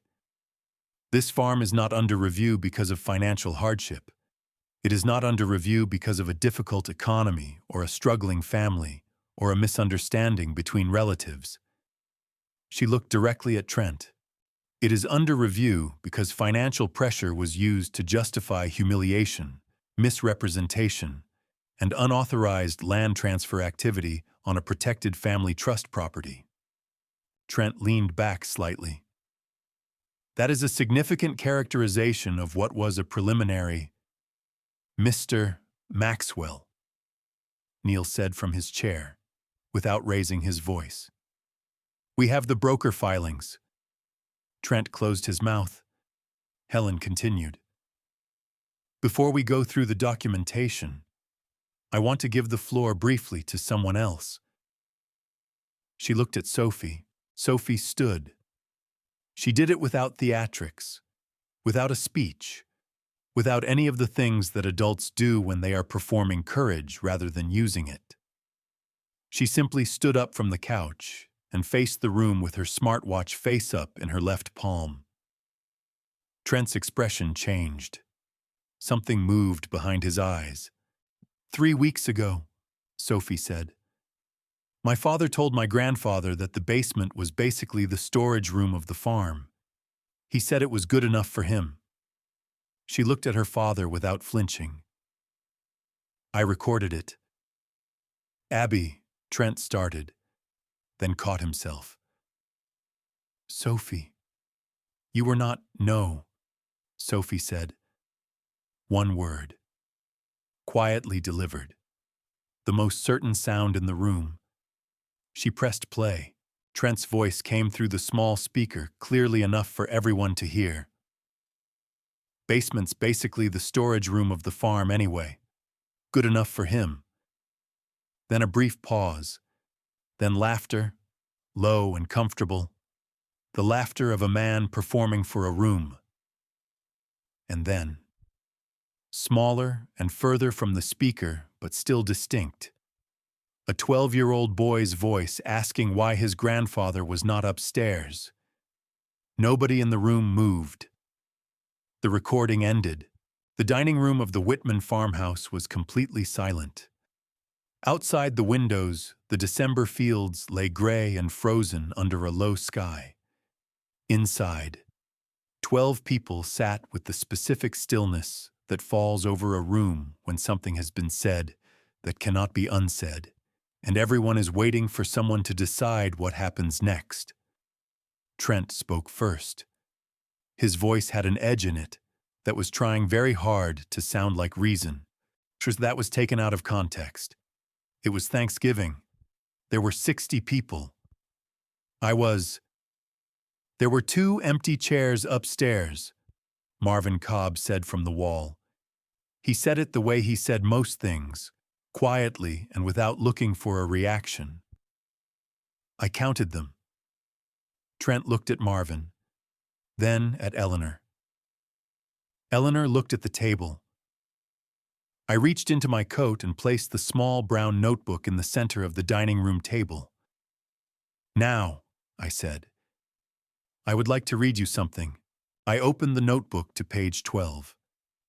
The dining room was quiet in the way that rooms go quiet when people understand that what is about to happen will matter. I did not raise my voice. I read the way I had written it, plainly and without decoration, because plain truth does not need ornamentation to land. March 17th, 2024. 3 combines sold to a buyer in Carroll County. Current market value $84,000 per unit at time of sale. Recorded price in Agritech Maxwell Holdings ledger. Observed on farmhouse desk March 15th, $48,000 per unit. Total difference across 3 units, $108,000. No corresponding deposit to farm operating account. No invoice or explanation documented. I turn to page 23. October 3rd, 2024. Iowa Crop Solutions. LLC registered with Iowa Secretary of State. Registered agent Cole Vance. No public connection to Agritech Maxwell Holdings at time of filing. Purpose of entity unspecified. Page 31. April 9th, 2025. Unmanned aerial vehicle observed over North Quarter. 7:45 in the morning. Flight pattern consistent with mapping survey. Trent told Eleanor same afternoon it was crop insurance renewal assessment. No survey on file with insurance carrier for that date. Page 47. November 28th, 2026. Pine Ridge Timber Company site visit, North Fields. Confirmed by Marvin Cobb. Trent described property as his to manage. Equity plan referenced. Connect to entries 12, 23, 31. I closed the notebook. The room was still. Trent had not moved. His hands were flat on the table in front of him. The posture of a man who is deciding whether his next move is forward or back, and has not yet committed. An old man's personal journal, he said, keeping his voice even, is not a legal document. Whatever he thinks, he observed. Every transaction recorded in that notebook, Neil said, opening his bank folder, has been verified through Iowa Farmers Bank records, county filing documents, and brokerage correspondence obtained through our title review process. He did not look up from the folder as he spoke. Every single one, dates, figures, and entity names match exactly. Trent's jaw tightened. Eli leaned forward from his chair along the wall. Cole Vance is currently under active investigation by the Iowa Attorney General's office on 3 separate cases involving unauthorized transfer activity on family trust properties. The Northfield drone survey photographs I took in April are part of that file. This is, Trent started, then recalibrated. A coordinated effort to, it's a contemporaneous record, Helen said. Her voice was as level as a fence line. Kept over 3 years, dated, specific, and now corroborated through independent sources. Courts are rather fond of those. She reached into the second folder, the one I had not seen before. She removed a printed page and placed it on the table where everyone could see it. This was obtained through Neil's bank contact during the title flag review, she said. It is an internal email from the brokerage. Cole Vance to a contact at Solaris Plains Energy. She read it aloud. Whitman Property. Family Authority Transition Pre-Approved. Projected Equity Access 4.8 million pending trustee non-interference. Basement conversion cost projection and rental offset included in attached schedule. Holiday boundary event planned. Thanksgiving boundary reset confirmed with client. Family elder participation expected to reduce following holiday transition. The room absorbed this slowly. Earl Pruitt, who had not spoken since he arrived, set both hands on the table and looked at Trent with the expression of a man who has farmed adjacent land for 60 years and has a specific opinion about what he is hearing. Holiday boundary event, Earl said. That is the Thanksgiving dinner. He said it flatly, without inflection. He called it a boundary event. Nobody responded to that. Nobody needed to. Rachel. I corrected myself. Eleanor had stopped twisting her wedding ring. Her hands were still in her lap, and she was looking at the printed email on the table with the expression of someone reading a document that explains something they had been trying not to understand for a long time. Daniel looked at his mother, then at his father, then back at the email. Trent pushed back slightly from the table. Not standing, just creating distance. The instinct of a man whose room is contracting around him. The financial situation was real, he said. His voice had lost the polished edge it had carried when the meeting began. What was underneath it was something raw. Not quite desperation. Something adjacent to it. You have no idea what the last 2 years have been. The debt. The pressure. I was trying to find a solution that worked for everyone. You described my father, Eleanor said quietly, as an elder non-participant. The words landed in the room and stayed there. Trent looked at his wife. That was the broker's language. I did not write that. You told him I had stepped back, I said. You told him I was no longer a factor. And then 9 days later, you put me in the basement in front of 60 people so that 60 people could see it with their own eyes. I kept my voice even. That is not a broker's language. That is a plan. Trent had nothing to say to that. Helen let the silence hold for a moment. Then she placed her hand on the trust binder and looked at Trent with the particular patience of someone who has been waiting for exactly this point in a conversation. There is one more thing, Mr. Maxwell, she said. She opened the binder. Helen read from the trust document the way she read everything, without performance, without pausing to watch faces. The words themselves were enough. The Whitman Family Land Trust, established 2021. Governing document, recorded with the Iowa Secretary of State and the County Assessor's Office. She turned 2 pages and began. George Whitman is named sole trustee of the Whitman Family Land Trust, with full and exclusive authority over all trust assets, including land, structures, mineral rights, and any improvements thereon. She turned another page. Eleanor Whitman Maxwell is named protected resident beneficiary.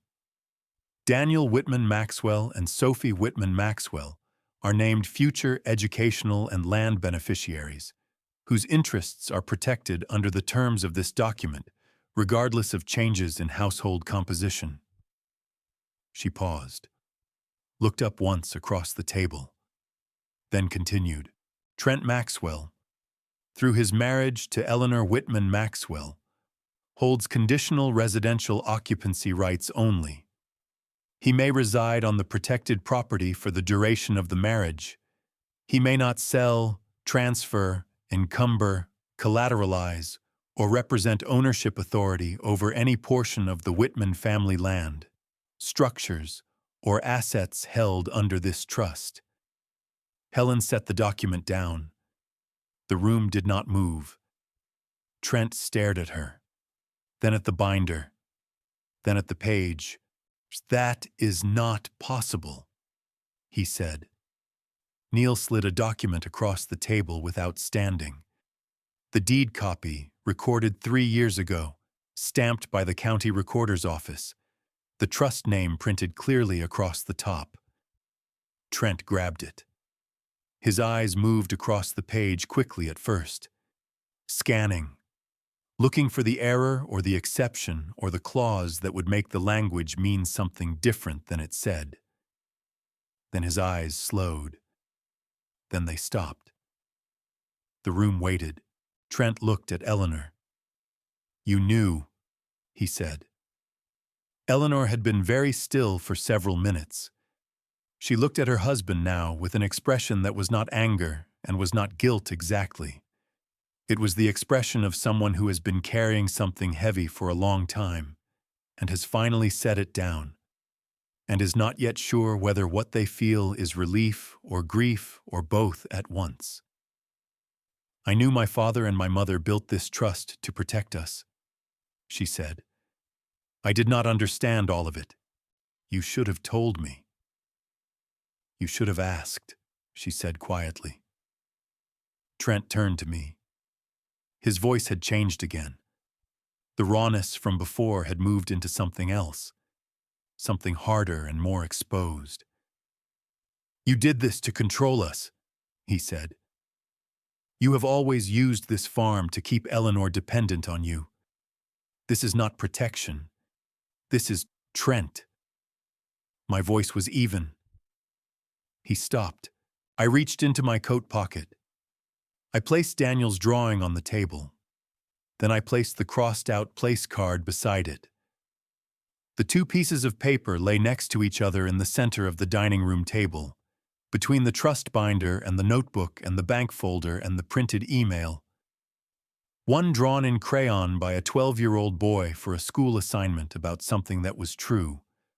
One written in black marker by a 47-year-old man before 60 witnesses arrived. One of these, I said, was made by a child. One was made by an adult. They both recorded the same event, and they both contain the same lesson. I looked at Trent steadily. That is what you taught this family. Not me. Trent looked at the drawing. Something moved across his face that was not quite shame but was in the neighborhood of it.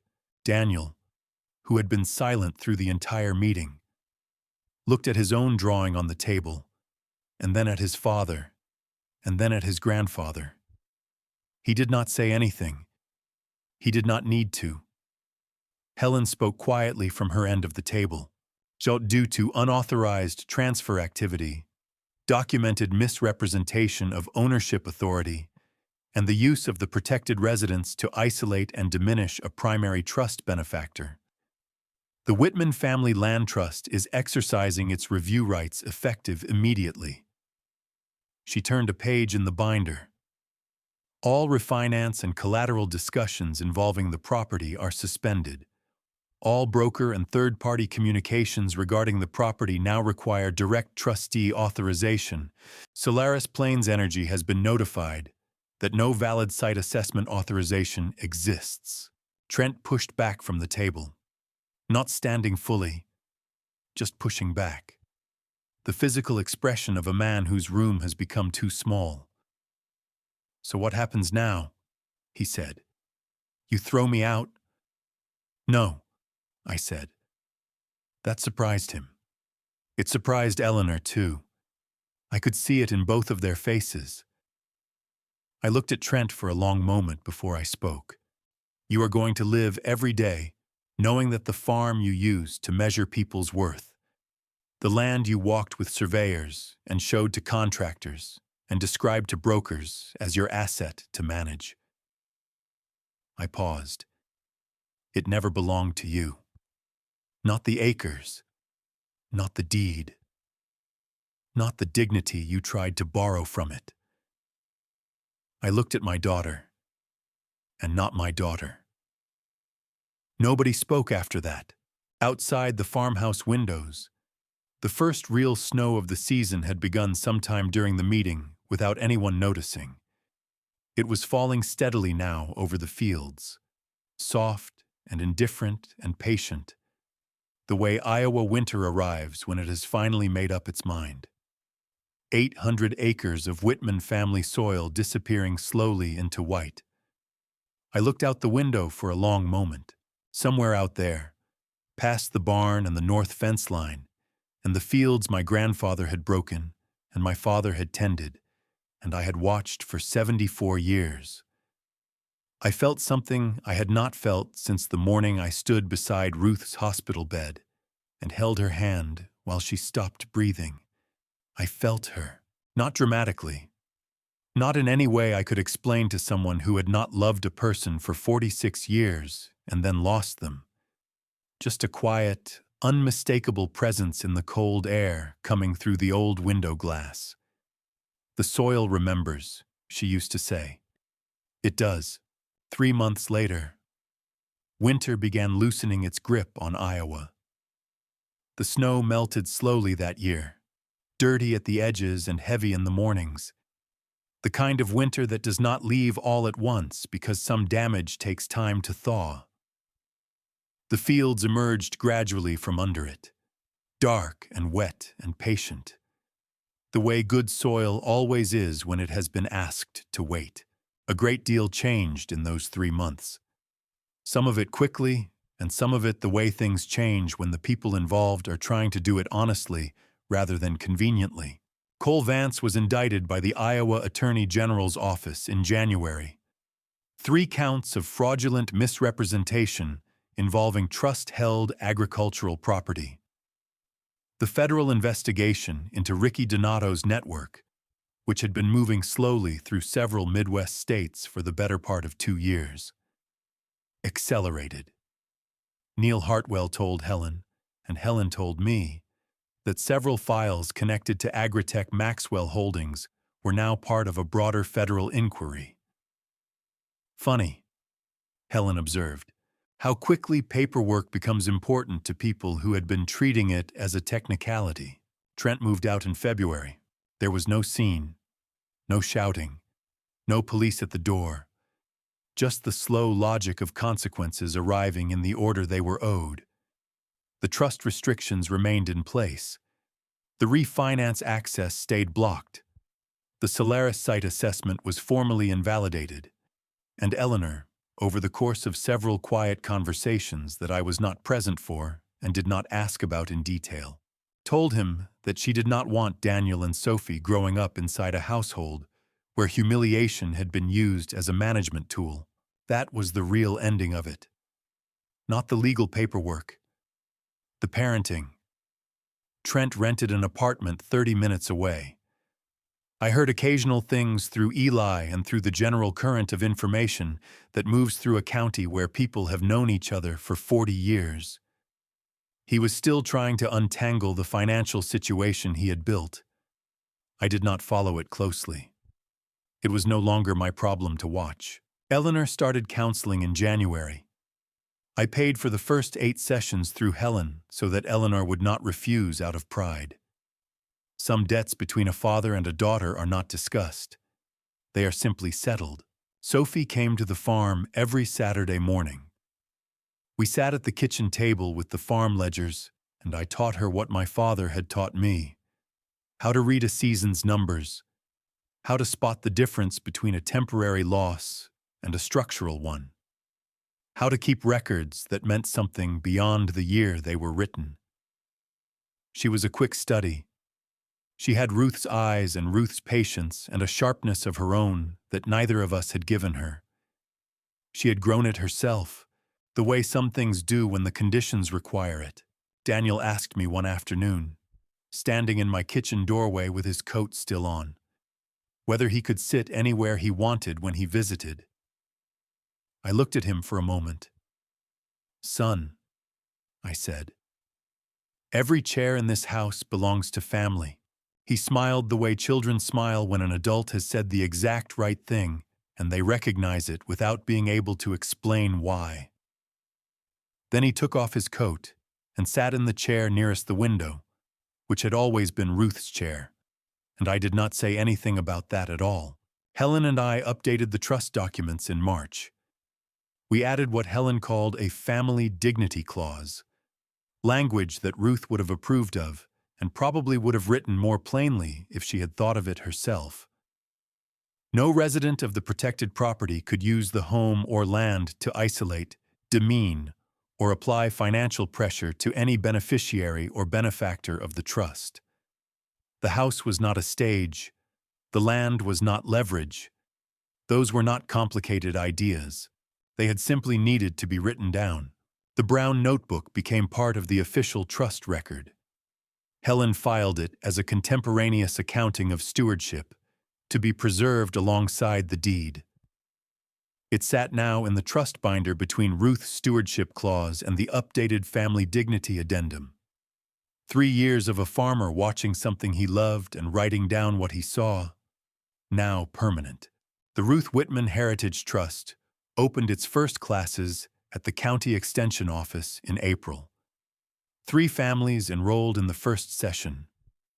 Young farmers, mostly. Some of them inheriting land they did not fully understand how to protect. Helen volunteered her time for the legal portion.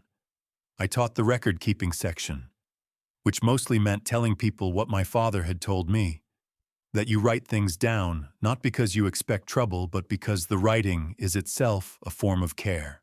One morning in late March, I was going through the shelf in Ruth's old sewing room, looking for a specific map of the Northfield boundaries, when I found a photograph I had not seen in several years. Ruth in the North Field. Midsummer. The corn not yet at full height. She was standing at the edge of the rows with her hand shading her eyes, looking at something past the camera, past me, past whatever we had been doing that afternoon. The green cardigan. the particular way she stood when she was thinking about something she had not yet decided to say. I carried it to the kitchen and set it on the shelf beside the brown notebook. Two things that had recorded what they witnessed. Two things that had lasted. I stood at the shelf for a while with my coffee and looked at both of them, the photograph and the notebook, and thought about how many different ways there are to keep a record of something you love, and how all of them, in the end, amount to the same thing. You pay attention. You write it down. You make sure it is not forgotten. I do not think this story was ever really about a farm, not about the acreage or the deed or the legal language in a trust binder, though all of those things mattered and all of them did their work. It was about something quieter and harder to name, about what happens to a family when fear of falling behind becomes permission to treat the people who carried you as though they have already become furniture. America feels full of that pressure right now. I see it in the county extension classes when young families come in with the particular exhaustion of people who have been running toward a finish line that keeps moving. Insurance rising every year. Groceries that cost more than they should. Mortgages that made sense when they were signed and make less sense with every passing month. People smiling in photographs while quietly hoping the card goes through at the grocery store. I understand that pressure.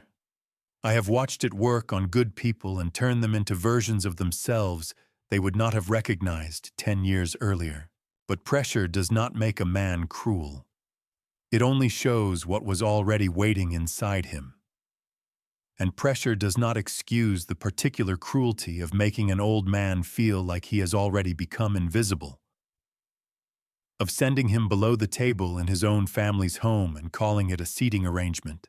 There are fathers and grandfathers watching this right now who know exactly what I am describing, not because something identical happened to them, but because they have felt the particular chill of realizing that somewhere along the way, while they were building and providing and protecting and showing up, the people they did it for started to see them as a problem to be managed rather than a person to be loved.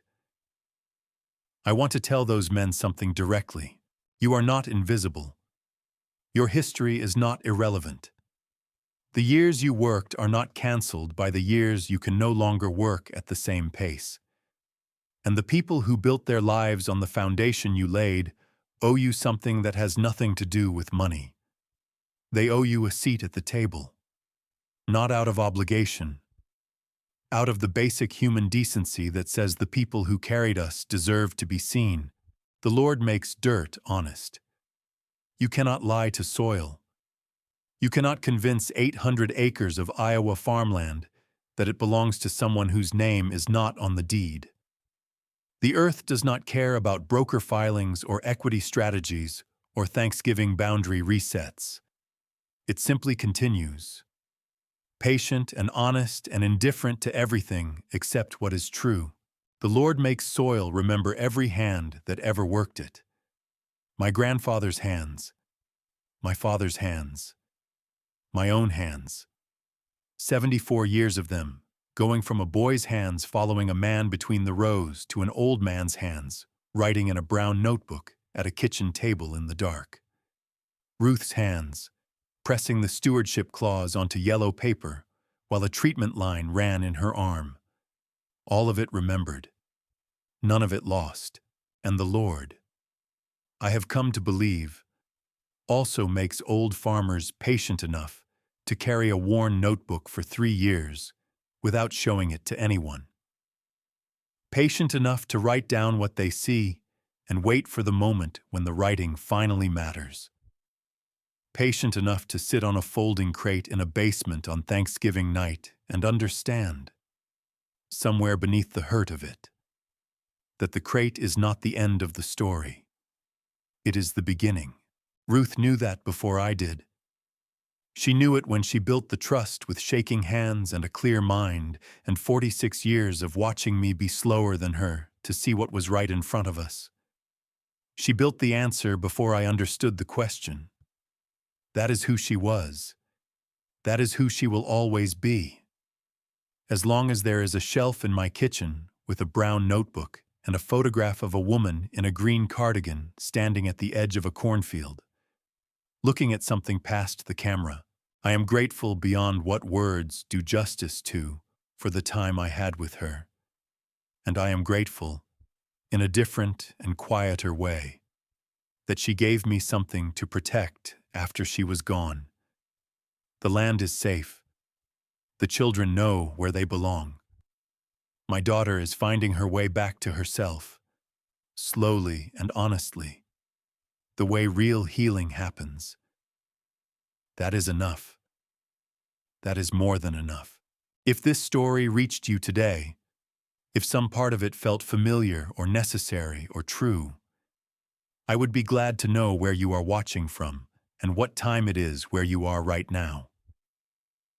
There is something I have always found meaningful about the idea of people in different places, at different hours of the day, sitting with the same story and finding something in it that belongs to them.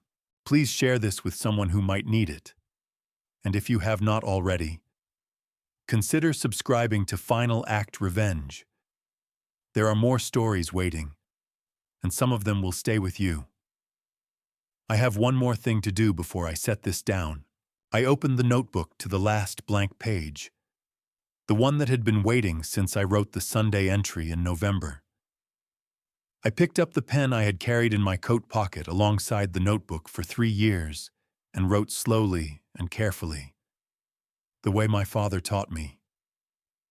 March 2027. The land is safe. Ruth, you were right. I closed the notebook. For the first time in 3 years and 2 months. I closed it with the feeling that it had finished what it was made to do.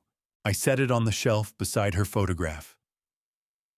Outside the kitchen window, the Iowa spring was beginning in the way it always does, quietly and without announcement, the fields going from brown to the first faint green at the edges, the long, patient return of a land that knows exactly what it is and has never needed anyone to tell it. The soil remembers. It always does.